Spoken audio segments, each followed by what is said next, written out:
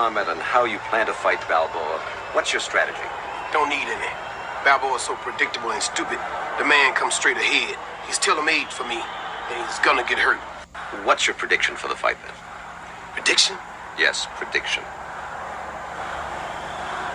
Pain. All right, guys, it's game week of game 2. Austin Peay is who Tennessee has next. FCS school. We went 7-4 last year. This year they're off to an 0-1 start. They got beat 49-23 by Southern Illinois. Guys, there's just no other way to slice this. Austin Peay is about to get beat by about 60 points, and I think that's if Tennessee has a bad game.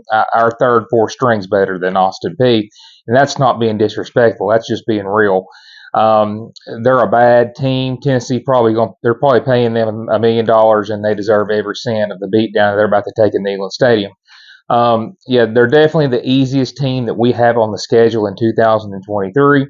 The only concern I have is that we get through this game unscathed injury-wise to get ready for Florida in Week 3. But anyway, no worries about Austin Peay. Anyway, guys, I'm going to break down some of the stats so far this year that Austin Peay has compiled versus our stats, total offense, total defense, that whole thing. And then I'm going to have a prediction of what the score is going to be. So, just stay tuned here. I'm going to break everything down and then have a final score prediction for the game. All right, y'all.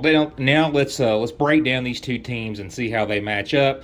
I think, like I said this earlier, Tennessee is 1-0. Austin Peay is 0-1. Tennessee led the year off against Virginia and Nashville, winning 49-13. Austin Peay lost to Southern Illinois 49-23. It was a rough start for Austin Peay.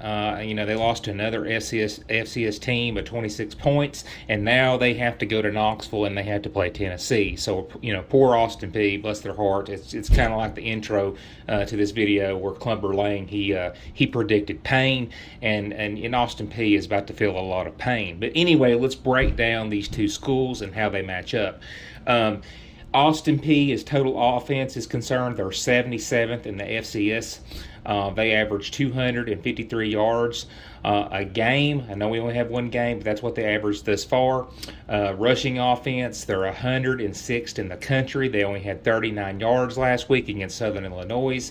As far as passing offense is concerned, they're 44th. They threw for 214 yards last week.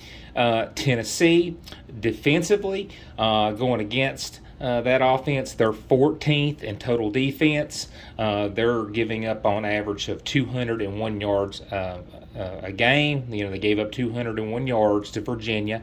Rush defense, they gave up 95 yards last week, which is 44th in the country. As far as pass defense is concerned, they're 13th.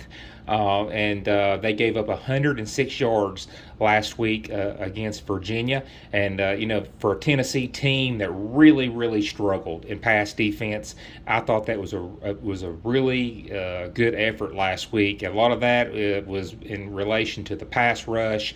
I do think our secondary's gotten a lot better, but that was the one thing that I had a concern about coming into this year. And it's still way too early to say, we're in the clear on that. That could still be a glaring weakness, but it was still a very good start to the year by only limiting Virginia to 106 yards passing. Anyway, Austin Peay, in regard to defense, total defense, they're 65th. They gave up 432 yards last week. The rush defense, they're 57th. They gave up 169 yards rushing. Pass defense, they're ranked 77th. They gave up 263 yards passing. Tennessee, on the other hand, they are 26 in total offense. They had 499 yards against Virginia, and I do think Tennessee could have had a lot more yards. You saw Nico and the other backup quarterback playing in the fourth quarter. Joe Milton was out of that game early in the fourth, and there was 2 or 3 drives he did not get to play on, and that was smart because we can't have Joe Milton getting injured against Virginia when the game is way out of reach. But anyway, 26 in total offense. Rush offense, we're 11th. We ran for 287 yards against Virginia last week. Was really impressed with our rushing offense. Our three running backs, Sampson, Wright, and Small. I really think they may be the top unit in the country, and that's not me just being a Tennessee homer saying that. I really believe that. I would not trade our running backs right now for anybody in the country. Also pleased with our offensive line.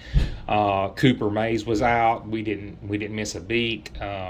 I know Campbell, he blocked that guy all the way into the stands, and we just really blocked well. I think we only gave up one sack last week too, so we protected Joe Milton very well. And then as far as pass offense, we're 76th. We only threw for 212 yards. Joe was kind of inconsistent in the first quarter a little bit, but he had some drops from Keaton and Brew McCoy. He would have caught that touchdown if his foot would have been 3 inches to the right. So anyway, he didn't, he kind of had some bad luck on that, but we'll get those numbers up for sure. I can promise you Tennessee's not going to finish this year 76 in pass offense. But those are the numbers so far, one game into the year for both Austin Peay and Tennessee. So I think that basically this is going to be a very ugly game for Austin Peay. Anyway, this is a 5 o'clock kickoff in Knoxville, and here is my prediction for this game.